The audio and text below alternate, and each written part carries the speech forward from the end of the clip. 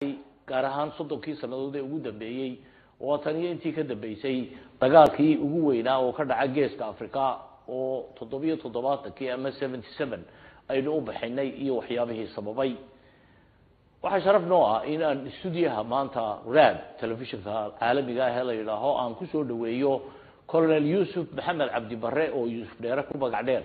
oo isagu kamid ah ragii horseedka ama asaaska u ahaa ciidamada aad baqasheen ee jabhada Soomaali galbeed xoreynteeda iyagu u qoriga qaatay oo hawshaasi uu qayb weyn ka soo qaato oo ka galay Yusuf waxa uu ku dhashay gobolka la yiraahdo Dhanaan Burqayr gaar ahaan degmada la yiraahdo dalka Itoobiya imika lagu sheego ayaa ay ku taalay waxa uu yimi Hargeysa lixdameeyada horaanteedii oo uu ku bartay malcaamadii ilaa iyo dugsiga hoose kadibna waxa uu tagay magaalada Sheekh oo waxbarasho u tagay muddo kadib waxa uu ambabaxay wadanka Suuriya oo halkaasi uu kaga biiray ururo xagga jabhadaha ka soo jeeday markii dambana wuxuu galay kulliyad ciidamadu ay leeyihiin oo ku taala wadanka Suuriya si uu markaa ugu weersamaysto dagaal uu ku ballan qaaday in uu ku xoreeyo dhulka Soomaali galbeed Yusuf marka ugu horeysa ku soo dhawow studiyaha telefishinka su'aashan ku weydiinay waxa weeye maxaa taariikhdaada nolosha hore inta aan sheegay ka sakow ka sheegi kartaa ma aad ku dari kartaa bismillahir rahmanir rahim innal hamdalillah nahmaduhu wa nasta'inuhu wa nastaghfiruhu wa nastahdihi wa na'udhu billahi min shururi anfusina wa sayyiati a'malina man yahdihillahu fala mudilla lahu wa ashhadu an la ilaha illallah wahdahu la sharika lahu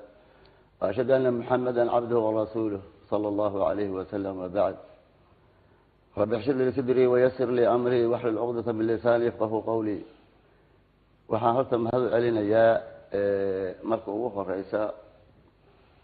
TV-gan raad iyo bahda barnaamijka hogaaminaysa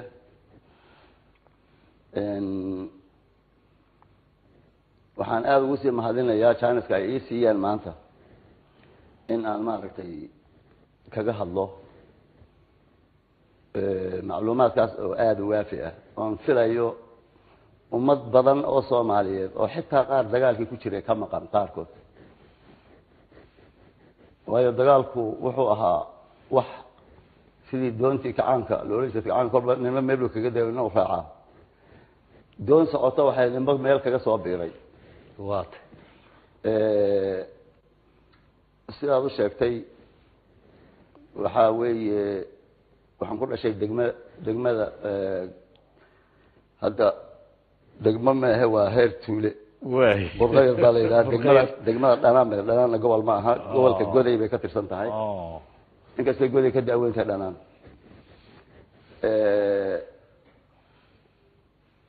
anoo yar baan markaa Hargeysa ime madrasadii waxaan ka bilaabay Sheekh Cabdiraxmaan Sheekh Ibrahim Baraawe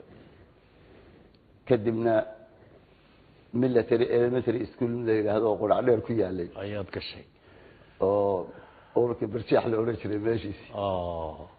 halkaas interestki baxay markii horeysayna Gabiley baan tagay oo intermediate boarding kana waxaan ku soo bedelay Sheekh kadibna iskuulka xabadu keentay la oran jiray secondary ahaa intaan Faarax Umar la dhisay laga soo dhisay adoo waxbarashadii markaa waqooyi aan dhameystay waati waxaan aaday xagga iyo Suuriya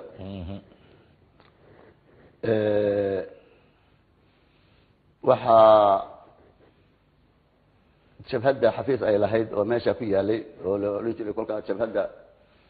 xafiiska jabhada tahriir Soomaali Gharb al-Muhtal xoreynta Soomaali galbeed xaq xabashida dhulka xabashidu gumaysato jabhada xoreynta dhulka xabashidu gumaysato ee Soomaaliyeed kadib meeshii baan waxbarasho taxdiiri ah oo si loo waafajiyo kulliyadda aan galahayo iyo aqoonta loo baahay manhajkii Suuriya ah iyo meeshaas ilaa iyo 8 bilood ku qaadatay waadu ay u talagalay marka waa ilaa 700 meelaha weeyaan qiyaastii waxay ahayd awaakhirkii 69 baa marka kadib kulliyadda waxaan galay September marka dee la furo jaamacadaha iyo September baan galay 69 كلية حافظ الأسد بلد اسمها ما كلية سواتي كلا دق وحقوق برنسين ما وميلتري أكاديمية عادي منك سوريا واي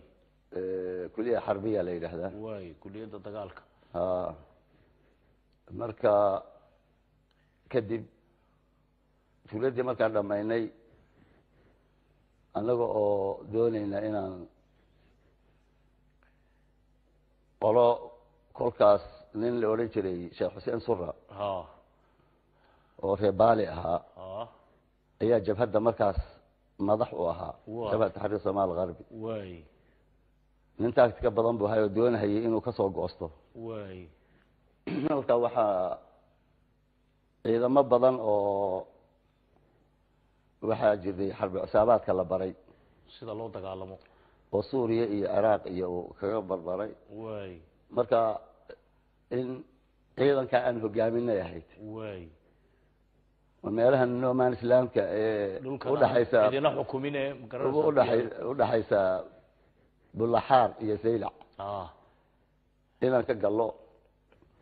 marka ciidankii horaan dilay ninka imika Sheekh Jaara la yiraahdo Oromad Islaamiga hogaamiye ayaa madax u noqday oo kaxay ayaa ciidankaas doon buuxda oo hub iyo waxaas ay sii bixiyay inta anagu kariimada ku jiray halkaas oo markaas waxay dhameysteen tababarka dowladda maqaawil kamaandoosnimada iyo xarbul cusaabaadka oo Suuriya iyo Ciraaq iyo al-Fath ayaa isugu tagay oo ururka Falastiin oo qolada Maxamed Cali ku daray kolka Maxamed Cali oo qolada raac isagoo waad Allahu naxariistay way qoladaas inay naga soo warbaxay kolka anagu dhameysannay inaan halka ka galeehay way qoladii waati marka lagu qabtay doontii waa la qabtay way Soomaaliya qabatay waa kuwii lagu xiray meesha iyagoo cid alle cid ay yihiin la garan la'yahay kadib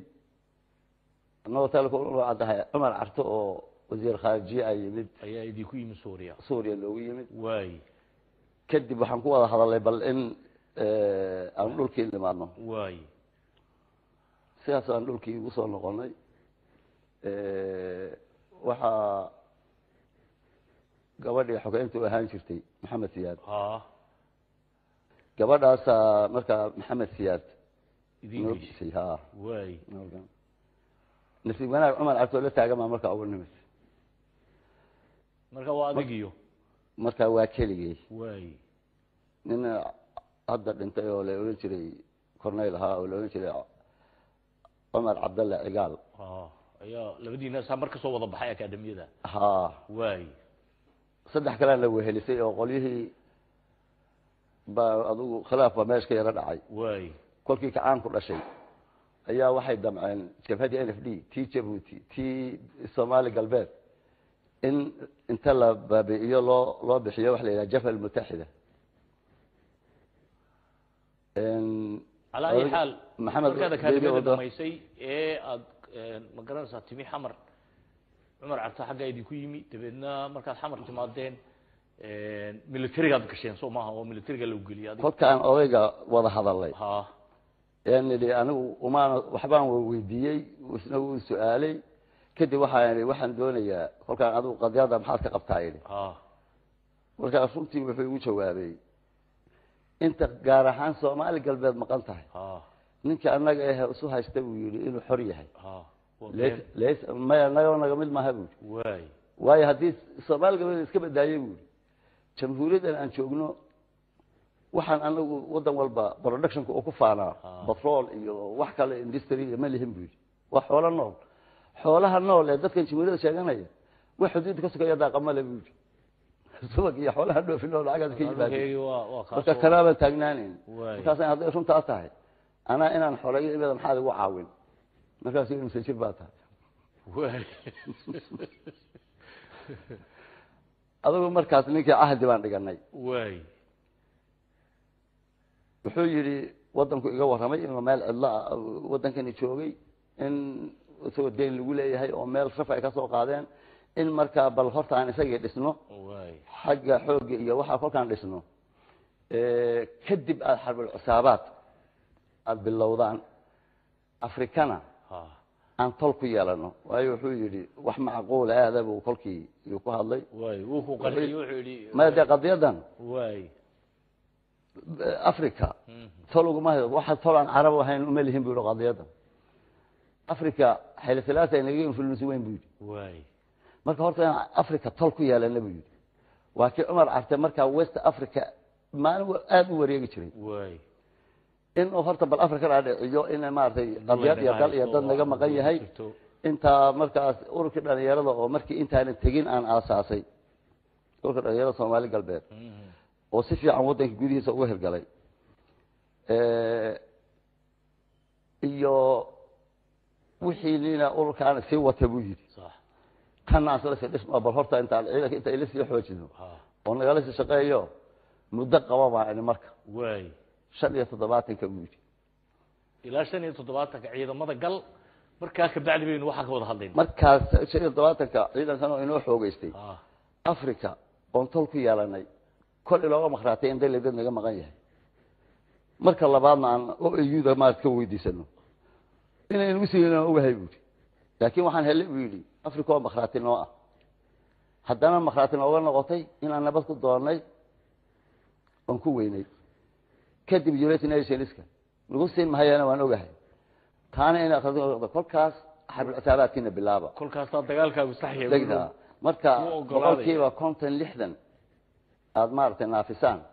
ciidankana xoog laan ku dharbaaxno marka fartaan taagtay waxaan irjaal madaxweyne horta inta kale oo ku waafaqsanahay laakiin horta anaga waxaan noo fiican maaday qoriga frontka adari lagu la jiro intaan kolba qolo arbeedya yaa la ku dheeray oran lahayn oo rasaasna siiya hada stoorkiina naga soo dataan waa wax anaga noo fiican laakiin bilay sabataaj ku noqotaa qadiyada oo wixii dawladda la dagaalama noqotaa oo la yiraahdo dadkii Soomaali galbeed ma dagaalamayaan dawladda dagaalameysa oo qadiyada markaas ay qaribataa inay sheekadii fool xumayso marka aad wada hadlaysaa 70kii markaa maya waa 72 abril weeye waa 14 abril bay ahayd waa markuu u bixi doono socdaalka Suuriya iyo Kuuriya mari doono marka adigu muddadii aan qabsanay 72kii bay noqotay sidii baan horta agreement-kaas aan ku galay dawladda militariga gashay waxa kale oo iga diiday inaan maartay u dirsano rag badan baa naloo ogolaa oo maartay cusaabaadka iyo waxbarasho iyo kulliyadii aad ka soo baxday u dirtaan Suuriya Ciraaqi aan u dirno uu diiday wuxuu xaggan Kuuriya yaan u dirtayna qoliyo markaas ciidamadii 63kii ka sii haray oo Kuuriya wax lagu soo baray oo waxana ciidankii u weeshay waxana maartay meelaha karash baraan gaab jooga kuwii baan isku urursaday kuwii baan influence gareynay si ayna maartay marka muddadii kolkii la gaaray inta muddada la gaarin waxaad ogolaatay marka inaad ciidanka militariga Soomaalida ka mid noqoto inaa ka sii noqdo for a time period xidig la lagu qaatay marka xiddigta waan watiga kolka xiddig la Suuriya oo 3 bilood mushaarkeeda soo qaatay way doonayeen xiddig la Soomaaliya ma doona xiddig la Suuriya ahayd marka hore horta agreement-kaas ayaad ku soo gashay ayaan ku soo galay 75kii markay joogto waxaan abuurnay duruuftii khasbi lahayd midaas Ethiopia waxa ka dhacay duruuf kale iyana ka dhacday حيل سلاسة الأفكندي ما هرتا لما قاعد كلها ما كلها لما ضباطك وين مركز حيل سلاسة الردي يا زوما ما أفريقيا وشركة أفريقيا كلكم إيمانية كذب وكذب أفريقيا أواخر كيسي ويا مركز مظاهرات كي وحسمين يعني كذب قليه هي أتكسر تاجي إلى باش وحيان أورك اللي يرضوا وسوح وجيستي وكيل حيران اللي يرضي ظروف وارتها مركز وتنبل الله اللي يرضي أورك أتري سي وطنا وآخر والله حري قليه كوريا ودينا شقدي وماشي يشوف لو يشرى الموت هاي في بال وايا حري ورقة مركز سوق قري ويبرهرت أنت حري برنامج كذا مركز وحوها أنت كوريا كسب بحد أنت تببره يعني قول ما قشيو حن هو قبل أرنا إن جديه جيل وجديه هاي وحكوا تببرتان أو لونج تير وحي أرمها لحريرة وحد كله حريرة يسمى لي جلال marka arsha la saro waxa kolka dhammaan noqon doona oo hogaanka saxanka marka madaxu ah galaal baa xeradii u horeysay ila soo sahmiyay oo meeshan warshaqa ahayd aanu bixiyay qorilow ciidankan dufaan aanu kolkii xaggan koonfurta Axmed Sheekh kolka dambe ma aragtay aanu codsanay in loo diro markaan ciidankii tabarka u dhameeyay ayaa hadana 75 waa 75 waat واكي قبل يوجد تتعسي محاتي حد كحسبتها ما يقول كأن ها صدق كي بشي يجون إن صدق هي كوة تضباط السنة ما شم سايد كهيدا 30 أربعة هاي سنة كان قرنه مثل بيرو وحى بها ساتر كي وضع مركو سورة جل الحاجة ويكون سخرا تاي سكار كحقا لوجن تلواتر على الضحية لاقوك على صنعية رون شقادة سدية الليبانة سوبنا ورسول كي إلمية سيد كعين يال سريرية أيام نقدم كان ثاني أو شيء أساس كهري يورث هذا كان قبل الله واتكي ورشيخ وات قسم يسعيد كي وقولي كلال باكل حريي وهجان كسان كوقع سنة مركو لسه سهمية وإلا بذهب وحي عن أقبى هذا عشان دقة إنه حاجة دوني سوق أيام بيجي لسه قبلي واطي وحكلو قريولي أنكو قرولنا أيضا في باليه وقولي عروسها أمك عليه ووحدة كوري أريد الجولي يجي الجديد مش كل حق الضوء وأيوه حيدوني محوجا ير قاب ير دفير الرولة قاب بقولي كحرة إلا إذا كلا غيبيه ها أنا قلت هوا كهر تجني واي هو أحمد يسمى سما سنة واطي قليه بانو دعوة لي شيخ جار كشري محمد علي واجا رجحنا يجانا وحيقول بالله سيد يقول بالله قاضي يصير السوداء محمد علي مركا وضعي ويوضح حدنا وحا صورنا ويوضح حدنا دولي baa lagu haystiyo hubkii ma garanaysaa lagu qabtay yaa lagu qabtay lagu soo daayay marka afiskii 75 October yaa lagu soo raaciyay laakiin intoodii badnayd way iska tageen ilaa 5 nin oo Maxamed Ali ku jira ku soo haray Maxamed Ali waliba يلي أنا ماشي يقول أنا يربى ما ركتي هذا ما كنت أقرأيه قلت له ده وحنا هاي السنين ما تشوي كرو مركز أنا مستقبل كاي وحلا وساعة كنت شوي يونين محمد عبد شعالي شعيسى ليلى هذا علي وات جرسة كم على جرسة جبت جرسة وحلا يقولي قالنا صدق وياه وهم كمريك كتشوجا واي ينن أحمد دقل أورنجري يتوجي شنن واي ننكي على هذا شيخ جارنا وسيق على يسوي واي كله سيق على يسوي كله سيق على على كل حال كل كان إذا كاتب بركي ودمي أو صدح أورور أنا كلا الإسلام إياه أنا سود الإسلام إذا كي بالنا sidiisa aan u organize gareynay wadaadkeen Xuseen la oran jiray oo in dariiqa iyo meesha ku haystayna ciidanka Shimbiroo loo yaqaanana meeshan Bakool ku abaabulay oo wali ay xariisan yihiin oo ama bixinin baan hadana waqooyi aaday ciidankii ugu laxaadka badnaa ee Axmed Guri aan u bixinay iyada abuurta hadana agabar iyada asaasteen agabar baad ka samaysay xaradii ugu agabar marka ka sameeyay Jalaal Silxaan baa ii diiday wuxuu yiri baxar janno meeshu shaqmada raagu bixiyay qabri baxarteed qabri baxarta u bixiyay baxar janno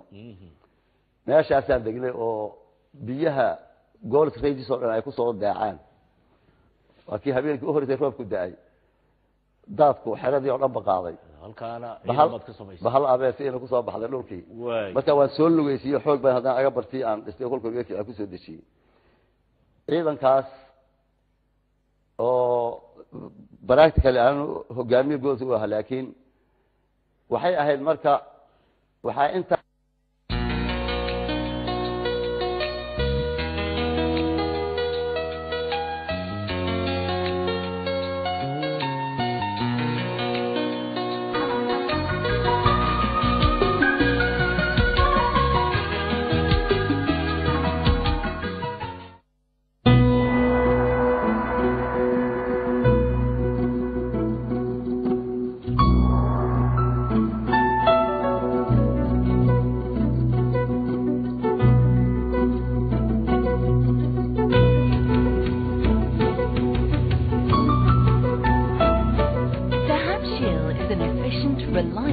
transfer service for the whole community. Fast, excellent rates, online transfer to anywhere in the world. So, for that fast experience, visit us at www.dahabshield.com or contact us on our free telephone number 0800 6120 337, landline 0207 375 110. Dahab Shield, making money transfer easy.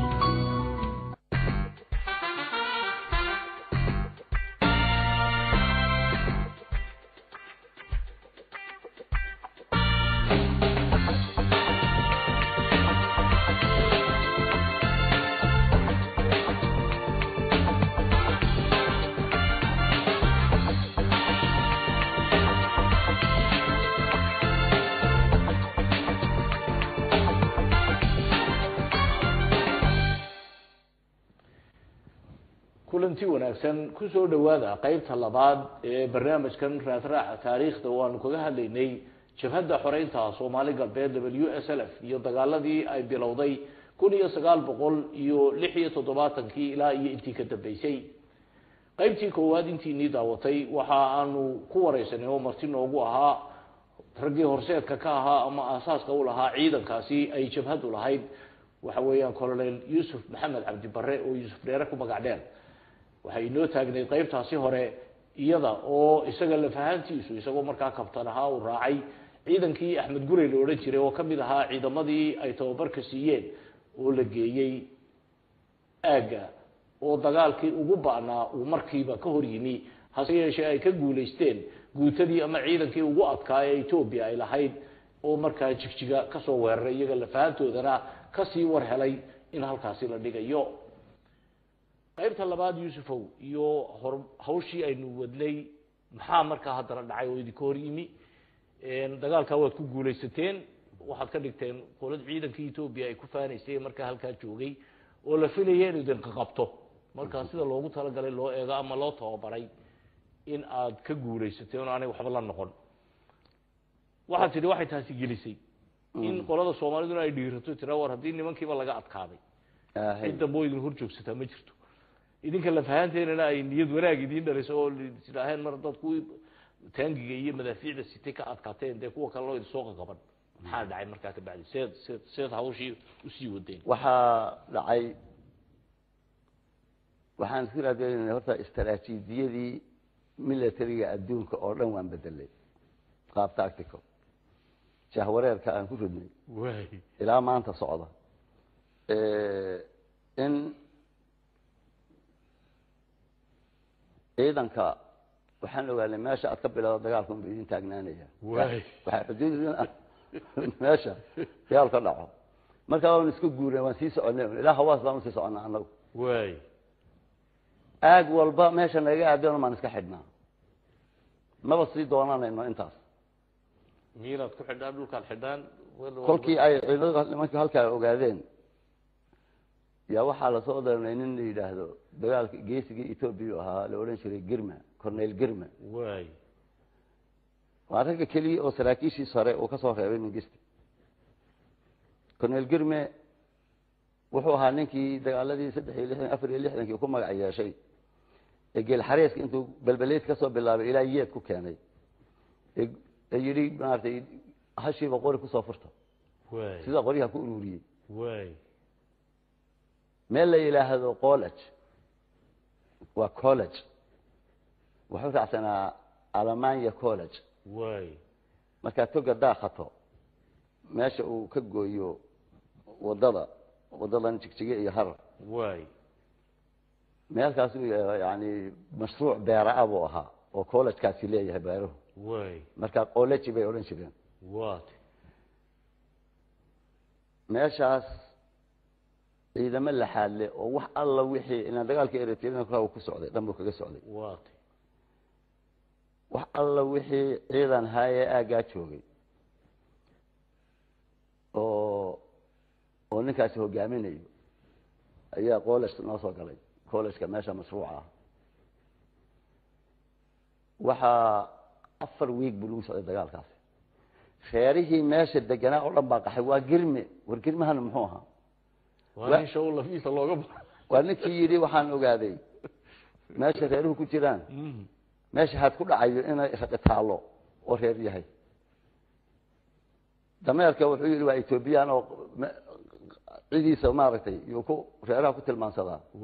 جيل سات كيسين وواقو برتماش ويسيتشيدو في أول شيء جيل يعني كان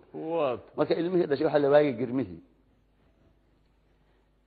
سديد سقال إلى لبعتن وابري أيان أرولو بعيدا نركبه وكان كل استراتيجيا بالله معلوم بقى إذا بعيدا خير يهي إنه كيف اكتسين يهي بأمر كانوا بعده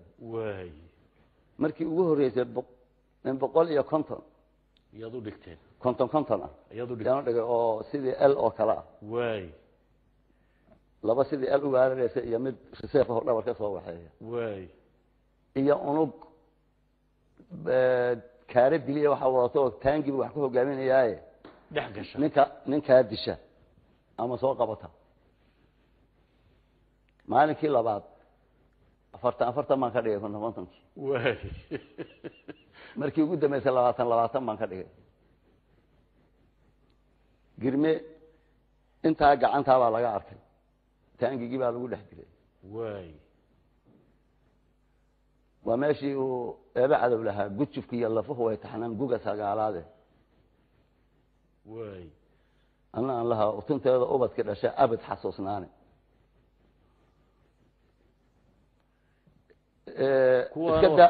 أنت أقول هذه بلدة عسكرتي لديه 40 كفوق بالدي لي أفسر كودي وكيل أنا بجرمي هو أمر ويناي كربيه هو أمر وينا دوري أفرتن سركال باكل إمتى ويقول هنا إن السوداني اللي يدهده وكورنيلا ويلاهن أوريجينال السوداني بوها لكن إسكا حمارة هي جرمي تحسنا waxay ku noqotay guushii labaad bay idin noqotay iyagana naqsadii ugu weyneeyde waxna joojiya markaas waa la waayay waan sii soconaa kolkii dambe daaqata markaan toga erar la ilaa gudubnay oo baabil herar bidix aan kala simanahay yaa waxa la soo diray 2500 oo nimankii cadwa ka dagaalamay ee Kongo la geeyo hawl soo jirkii hore weeyay oo 2500 oo dameer wadata dameer kaliya loo soo raray oo leeyahay balaay la soo gashay يعني waa the last waa the patient min 70 jirka yar mara ragaas inay soo baxeen ba ugu dhameysay ilaa ay hadeer meel ninka kama noqonin kuwana idinka la idin tiriya xitaa waaxid kama noqonin arbitration waraaqahooda iyo liiskooda wada haynaaba up to now receiving waxa kolka dambe waxay ahaayeen maxaysato kolka la soo qoray askar jeel bileys waxa la isku dhafay ciidamadii jigjiga waxaan ku leeyahay kolka aan ku leeyahay istiraatiijiyad waan bedelay ciidankii wadaafteen qaar ciidankii kaliya halka maan doos ay qabeen naabal baleeran urka shanaad baa la oran jiray mustaxiil fadhi jiray fidis baan ku leeyahay ilaa ninka hadii la yiraahdo jawhar bay si maray cadawgi ninka feerfeer joogaa moraal ma hayo ma ogta خلاص يعني waxa degdeg guushan degdeg ah waxa dhaliyay waa qabtaagteeda ku dagaalamayay khiyaabaysan marka kolkan dhunta u galay ninkii de frontka joogay muxuu ka qaan frontka harba waxa loo socdaa sabab loo daba maray war holaay in balay dib soo noqday ciidamadaas rajana balbalka nabalbal waxa weeye waa commandos ururka shanaad baa la oran jiray ururka kaliya ee commandoska ay lahaayeen buu ahaa kaasina oo mustaxiil fadhi jiray fidis baan ku leeyahay ku cunay fidis oo dusha harar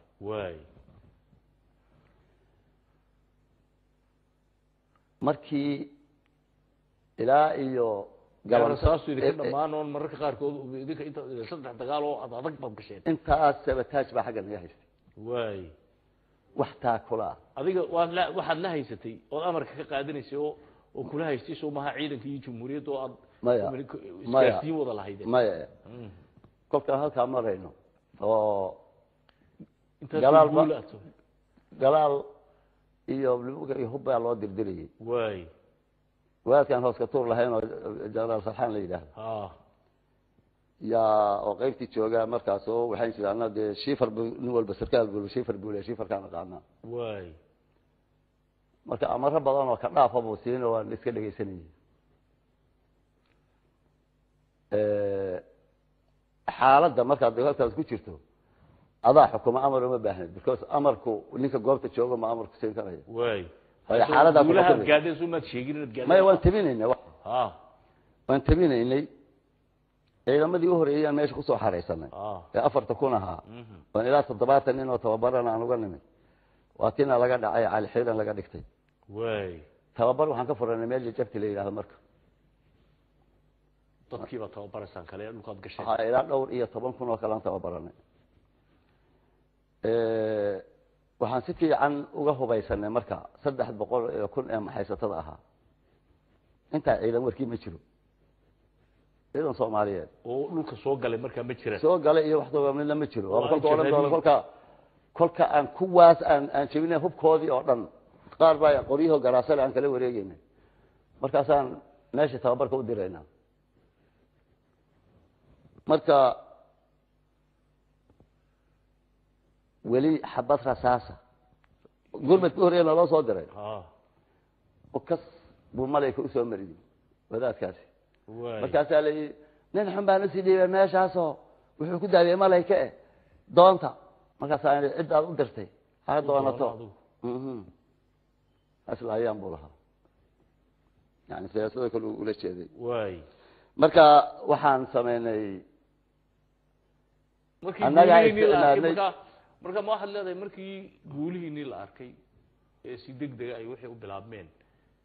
ciidankii dhammaan militariga masala adigoo kale iyo ciidan ka soo raaciyay ay ahayd inay taakula iyo taab idisiyaan ayaa iyaga la fahaantoodu idinku hinaasay oo sabataaj ama jaxaabin ku sameeyay aan in yar ajalada dibku ugu celiyo soo bixitaankii markii aan ciidanka la soo baxay booliskoodu ma ahayn inay sarkaal raacdo anna si aan dad loo xukumo waxaan u dhisnay iyagaana isu dhisnay inay madax banaanaadaan aniga iyo wixii askar ka soo jeeda waxaan nahay khubarada ruushka oo kale talis guud oo hogaamadiisii leh guddi odayaala iyagaan isu dhisnay marka waan tagay oo alaalihii anoo gacanta ku wada baan idhi askarinimo haddaan ku raacaynin awal baan jabhad baan jabhadan ku raacay maalinkaasuu maxamed siyaad digreeto gobonnimo doon kow maxaa intaas oo dhan lii bedeli waay keligay baa digreeto gobonnimo doona ilan kolkii horena aniga askar ma ahayn sida ku sheegay waxaana gobonnimo wax soo bartay jabhad baan wax soo bartay yaaka jaamacadii isma jabhad taxriir Soomaaliya qarbi waa way marka anigu saasaan duruufta khaaska u lahaa jabhadkaasaan ahaa raaqu soo saaray marka uu ku aqbalayo digreetada kaliya ha ku aqoonsanayna tahay ha waa jabhada inaan ka tirsan inaan ahay gobonnimo Soomaaliya galbeed way marka waxaanu ictimaadaynay oo dhan hubkii xabashidan buu ahaa kan qaaxa ka qaadnay baan inta awrtu sidii weeyay aaladii hubka lagu fitay awrtu sidii weeyay wax oo dhan gabaydi baad ka heli hadda website ka gasho waayo anagu kolkii wax ma aan qori karin dagaalkeed in gobay Soomaalidu waa oratore inay maartay in gabayga lagu wado gabaygaas ay ku ogaadaan markii ay 300,000 maxaysatada mingista u soo bixay beeraleyda ahaa oo garanoo 11 meelood iyada ka soo galay anaga soo weerareen laakiin birtoon baa ku qalwanaysa waa dadkii meesha lahaa nin walba isoo qoriyo galaasale inaan sidin ogaada buu oran waa kan isoo wixii baa ka wada marka waxa ugu horeeyay waxaan helo qoriyo laba dhuumada marna loo keenay laakiin markii dagaalka ay soo gali doonaan bay hel kolkaas waxaan u dirsaday Muuse Sheekh Xariir oo golihii ka dhaxa kamid ahaa doonada oo ciidan badan oo maxaabiis iyo soo qaaday هب يا شن يلا عتنكم راح بدور رصاصة idin keenay موسى قلت ولا بدو هو كان شيء بحلو ما درسوا isagu military ba أنا إذا كشن يلا عتنكم بمركز إذا أنا هو بقول صادرني مركز أنا مسقنا وهل أنوج مال انتقال كده مركز حناقة هل بتون مال انتقال كده because منك مال انتقال وحلقة ربع صدق بقول يلا بعتن ورجع كا إنه هيستوه سيف كمويان marka inta ku dhufo sidaas marka ku gasheen dhulkii baad marka kolkaan halka joogno maxaan sheegay kii shir kolaha isku yeeray maali yiri ma dhawaan orda dalbay naga lahaayeen way inaashaas dagaalkii baaqi u horeeyay uu soo diray markaas galaal oo yiri waa kala guurkii that word ruuxa afgaradka way marka hadal baa aniga kolkaas iga dhacay way siniya waan inta san dagaalkii soo wadnay ma yoolka ugu dambeeyaan taaganahay ma dib uga soo baxa ma mar labaad tiin ka soo bilowba because inuu fashil ma gaaray waa maxamed siyaana erayg u horeeyaan ka qabsaday buu ahaa inta kale ku waafaqsanahay ciidanka aan ku dharbaaxayno fillo sabataaj ku noqda qadiyada ani itoos waxaad mooday inay aad runtii ay u caday dad badan bay maqlay oo maanta qaarkood la joogaan dhan markaas weerarkii goday iyo kan galaalka laftiisa hogaamin leeyahay aaga dir dhabo ciidankii Soomaalidu markaa socdaa dafis ka soo oo kaasi ay xeerataydi aan aga bar ku xareystay oo jeneraal Gelqaad oo hogaamiye ka ahaa taliye guud lama artay oo ka hagalaan marka ciidamadii Soomaalida oo jabhad sheeganaya jabhadeedii ka ahaa eegada marka waxaan malaa beentii ugu horeysay lagu heshiiyay anu marka hadii reer ugu soo joogaanba beentii ugu horeysay Soomaali ku heshiisay ayna heel isku wada raacay madaxweynaheeda iyo kayare suuqa socda iyo kii wuxuu ahaa Soomaali galbeed baa oo generaaladii iyo korneeladii magarasa magacooda la garanayay adoo dhaadadii si dardaarmay waaga ka xasuusan tahay ana warka dibadda aan u filisaan u dibisaan marka waxaan yani ciidanka idin soo galay marka idin soo biiray muxuu wanaag keenay muxuu dib keenay sidee xaaladdu marka ay noqotay halkee bay ka soo galeen ciidanka dir dhabo sidii loogu tala galay ayuu soo qabtay way laakiin waxa weeye ciidan markuu dagaal galo kolkaas ciidan tahay operation ka hal maalin dagaal markuu galo waxa weeye ciidanka in ciidan bedelo isaguna dhaawac gurasho iyo dib habeyn u galo oo kasba looga gooyay marka dib habeyntii ya ciidanka bedeli lahaa waliba hadaanan korka ka gooynin anaga ciidan hadaanan ciidan jabhada dusha ka dhigin oo jidka dadar xagga aad sabaan ka gooynin wax dusha gooyin mooyaan xagga dhulka ma jirin gamba laga dhigi lahaa waana loogu tala galay sabataashka meesha ka dhacay kaas ahaa marka waa isku mashquulay oo leedahay oo gudaha marka dawladaha ahaayeen dawlad ma ahayn Soomaaliya kolkaas dawlad ka dhaxdaalanay ahaayeen marka ruushkii waati ruushku ciidamada Soomaaliya isaga dhisay waati halka lagu kala tagay la isku eeday dawladii Soomaalida iyo magaranaysa inkastoo inuu hadhow ka sheekay doono shaqo marka ma hal leedahay kolkan ugu horeysay ciidankan Soomaaliya soo galayba ciidankii bedeli lahaa oo kasba looga hakiyay si loo yiraahdo yaani ama loo eedayo galaal baa la jabiyay ama ciidanka soo waxaynin ila taagtiga maxamed yaa u sheegay warkii buu haystay beenta ay la siiyay xitaa Soomaalida ka wada qaday waxa la gaarsiiyay heer la yiraahdo galaal ninkii maqla oo qaaco kale and he was the only Somali dagaal tagay buu ahaa garanayeen waxa uu magaranaysa rag alqaarkood meesha ka wareysanayseen iyo ama habelada ma oranayee iyo qiyaadada meesha kolkii rag sidaas oo kala galaal iyo ka maqanahay ciidanka kale oo dhan Kenya iyo ka kale hal meel amarkooda laga bixinay was very very very dangerous situation buu ahaa khatar arrin Soomaalina aftiina waa in ogeyn wadanka yaa ka mas'uulaha taliskii militariga maxamed siyaad barre fahanti maxamed siyaad ciidan soo diray ma ogeyn maxamed siyaad marka soo galay aniga leeyahay dambe ha gaadho horta halka ha ii gaadho ha inta ha markaasuu waana markuu soo bixi doono ee ku qalimi jiray cashiyaasiin la socotay deef ku qalimi jiray intuu yidhi markuu gudaha isaga lafaadiisu soo galay markaasaan idhi soo waxay sameynaa idhi warso un keliya aan halkaasaan joogaa aan kugu hunqaaco tis aan bigsada anigu soo qor ma qoriyaan isma dilayaan ku markaasuu yidhi orodoo maaragtay wakti kolka busy baan ahay wakti kale ila eego markaasa u dhaaqayaan waa ayaan daro dhulkan holaca ku jira esaas wax alla waxaad kala socota been iyo bagaran lagaa koriya ama aada u gubanaya wiiga si dhaqaaqay markaas ubax kacaanka oo allahu naxariis aburaas ubax bonder iyo iyaga dhaqaaqay moogta marka waxaad ogaatay marka dib u soo noqday in sabotage ama meesha waxaa weeye heer aanan situationkayga aanan u diri karin sirtayadii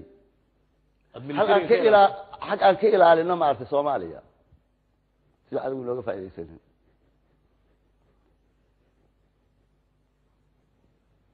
markaan hadalkaa idhi maxaa inta soo noqday oo gacantii soo qabtay meeshii igu soo celiyey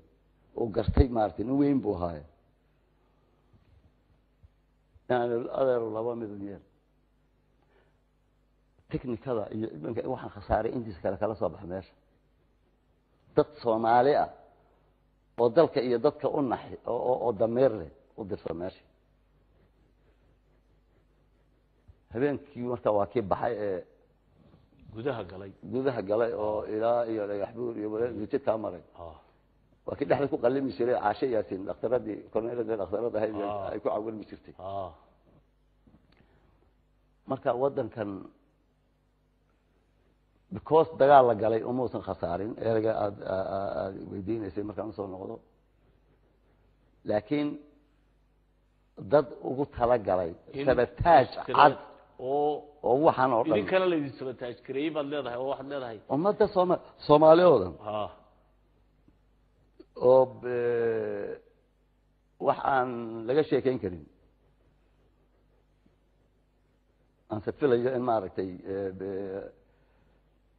qoraalada maaragtay ay ku soo bixi doonaan adiga la fahantaada ka sheekay qayb kamid ah waxaan filayaa dad badani inay imika ku daawanayaan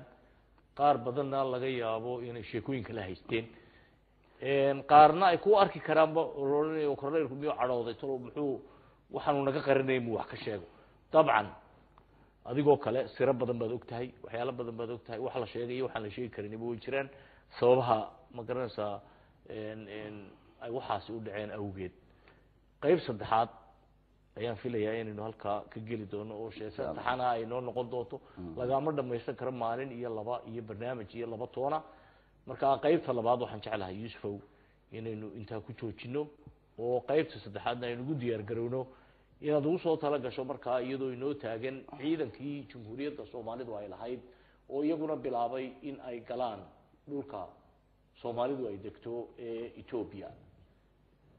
maxaa ka dhacay markaa intii taa ka dambeysay dhibaatooyinku halkay gaadheen jabhaddii iyo ciidankii maxaa kala gaadhay Yuusuf la fahantiisa sidaad ku xasuusto ciidankii waa laga soo kaxeeyay gudaha la keenay waliba waa la xidhay oo waa la xukumay sababaha iyo amuuraha ay tahay qaybta saddexaad ee barnaamijkan ayaynu kaga sheekay doonaa waxaan leeyahay Yuusuf oo intaana waad ku mahadsantahay nabadgelyo Colonel Yuusuf Maxamed Cabdi Barre هذا Yuusuf Dheere هذا مستفيد